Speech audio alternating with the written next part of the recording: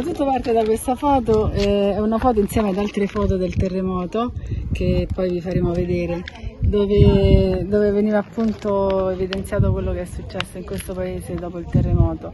Il terremoto grandissimo. Mio fratello ha portato a casa queste foto tornando dalla Sicilia, perché faceva il militare in Sicilia, ha portato queste foto e queste foto da quando sono entrate in casa mia sono state la mia ossessione, nel senso di voler sapere che fine aveva fatto questa bambina, perché mi strappava il cuore.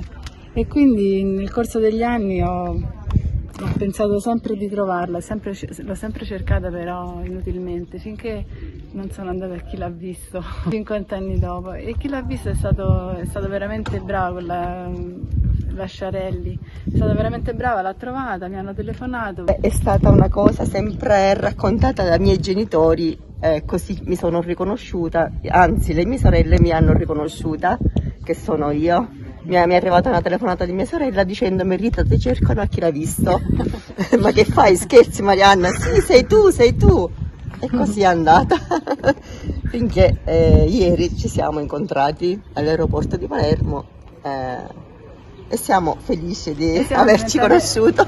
Io finalmente mi sono rilassata, adesso sono contenta che questa bambina è viva, è sana e contenta, che ha una famiglia stupenda, e Dio veramente è stato riconoscente con loro. Momenti brutti, ma che in questo momento sono diventati di grande affetto e di grande emozione per loro che si sono ritrovate, ma soprattutto anche per noi, perché pensare che una persona abbia con insistenza per tanti anni mantenuto come dire, caldo quel ricordo di una foto di una bimba di 2 anni, ne abbia conservato tutta l'emozione, li abbia cercati attraverso Chi l'ha visto, quindi voglio dire, si è proprio attivata per volerla rincontrare e rivedere.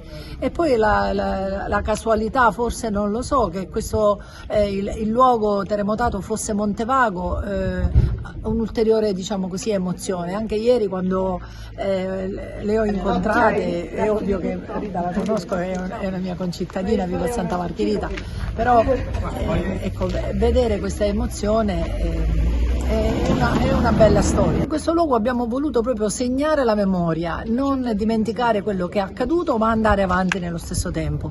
E quindi non potevamo come dire, fare accoglienza migliore che portarla proprio qui per dire dove tutto è cominciato per lei e dove tutto è finito per noi.